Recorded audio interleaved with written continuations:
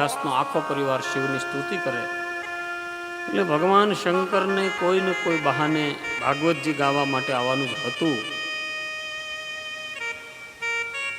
એટલે એ જેણે અમરકથા સાંભળી, વ્યાસનો પુત્ર, એ મહાજ્ઞાની મહાવિદ્વાન, કે પરિપૂર્ણ લક્ષણો. પછી બીજા ગ્રંથો તો એને બંસારી, વિરક્ત, વિદ્વાનો, દ્રષ્ટાંત, સિદ્ધાંત, કુશલો, એવા બધા ગૌધુલી સુધી જગતમાં ટકે એવા બધા ઉપમા આપી છે.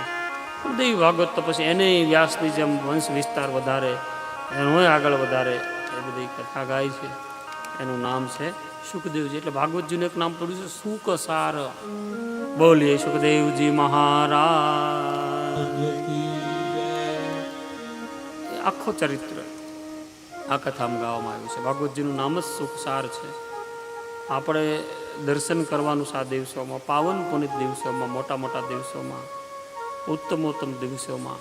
આપણા જે કુળદેવી હોય એનું ચિંતન કરતાં કરતાં, દરેક જીવને પોતાના માતાજી હોય, પરાંબા ભગવતી હોય, એનું ચિંતન કરતાં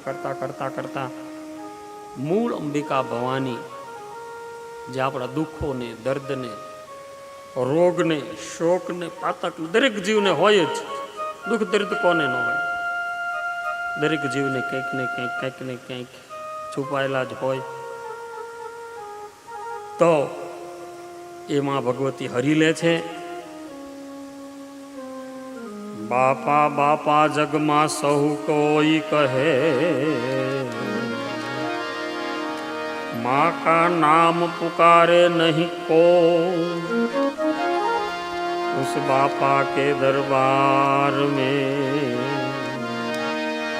माता कहे सो. बापा के दरबार में माता कहे.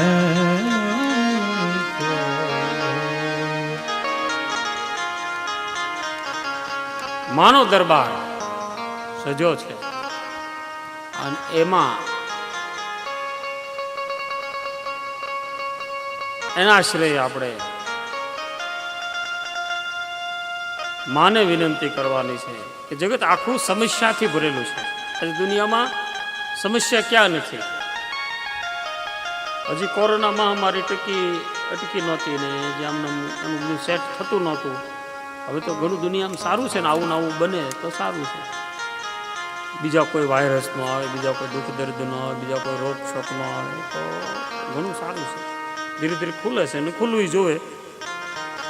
ત્યાં વિશ્વયુદ્ધના, એકબીજા દેશોના મારો કાપોના મંડાણા, અશાંતિ અને કેનારા ડાયા અને બુદ્ધિશાળી પુરુષો ક્યાંક હવે જો યુદ્ધના એંધાણ મંડાણા, ત્રીજું વિશ્વયુદ્ધ મંડાણું તો એ જ એટલું ભયંકર છે કે ચોથું જોનારા કોઈ નહીં બસે.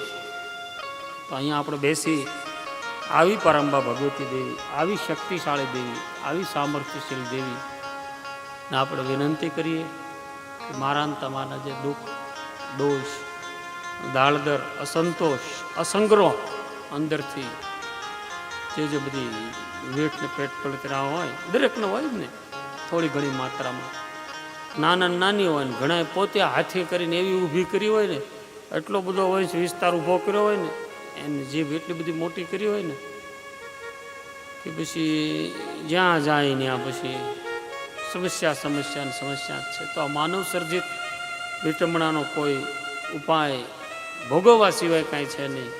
પણ જે કુદરતી છે, પ્રકૃતિજન્ય છે, એ પરાંબા ભગવતીને વિનંતી કરીએ